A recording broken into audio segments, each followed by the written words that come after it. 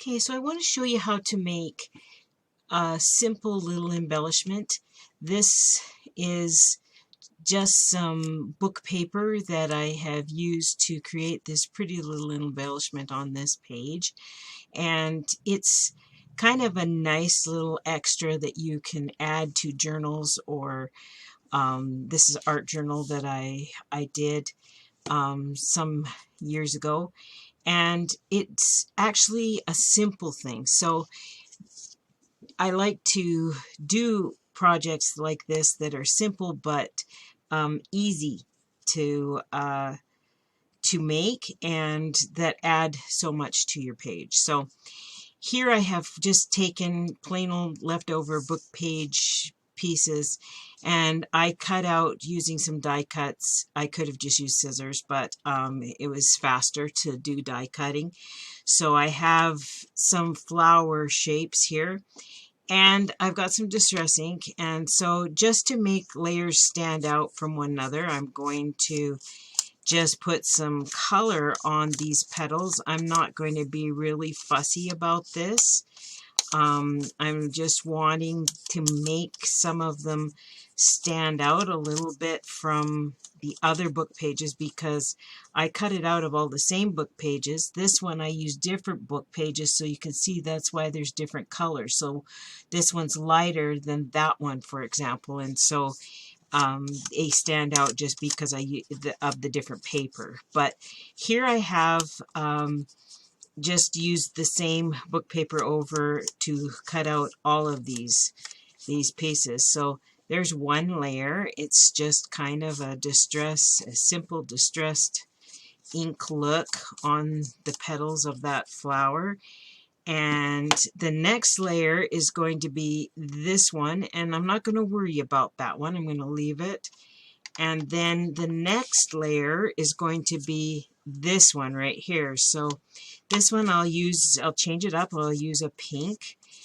This one was aged mahogany, but this one's called worn lipstick, and I'm going to use that for the color on this one. And just go around like I did on the previous petal layer and put some color on there. So there's that, pretty simple.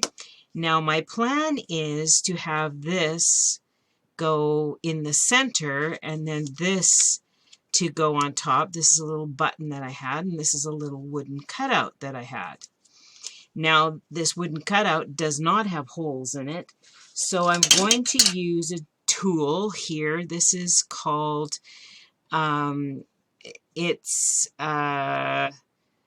what's it called? Because I'm on video, I totally forgot. But this little tool is awesome. It will cut holes in just about anything you could want to cut holes in. It says on the box that it will even cut out of tin. I've never used it on a tin can, but it looks tough enough to me like it could do that. So there's two little holes. That makes that short work of that, turns that into a button really quick. And now to assemble this nice little embellishment. Now I could use twine or leftover yarn. Here on this one, this is some embroidery floss. I happen to have these fun little leftovers that were sitting here on my desk, so I decided, well, I will use those. So I'm going to just make sure that I line up my layers how I want this to look. Oh, by the way, that tool is called a crocodile. This one right here. I knew it would come to me. Anyway, so here we go. Let's go from the front. Whoops, let's go through my button and my button that I created, and then go into the paper, and we will just come out the other side, and then I will hold that with my thumb so I don't pull that all the way through, and then I will come up the other over a little ways, come up through the other hole. It says here, it's easier said than done. Can't really see what I'm doing. but it does work. I've done this many times, but it's a little different when you're doing it on camera because it's not right in front of you. But anyway, here we go. And then up through that one and pull this through. Okay, take that off, and I don't mind that that frayed when I took that off of there. And now just give that a little tie. And you have a pretty little embellishment ready to go and be put in a cute little journal. So there it is.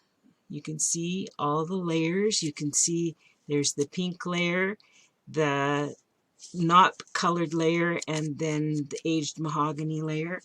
And I don't even mind that it didn't quite get in the center. It slipped when I was doing it, and so it's a little offside. I don't mind my things being a little bit wonky. I think that makes it more fun. And so I'm happy with that. But there we go. You don't have to buy a little embellishment like that. You can totally make them for just, you know, a little bit of time and just with scraps you have left over in your stash. So give that a try. They're fun little additions to add to cards or journals or whatever.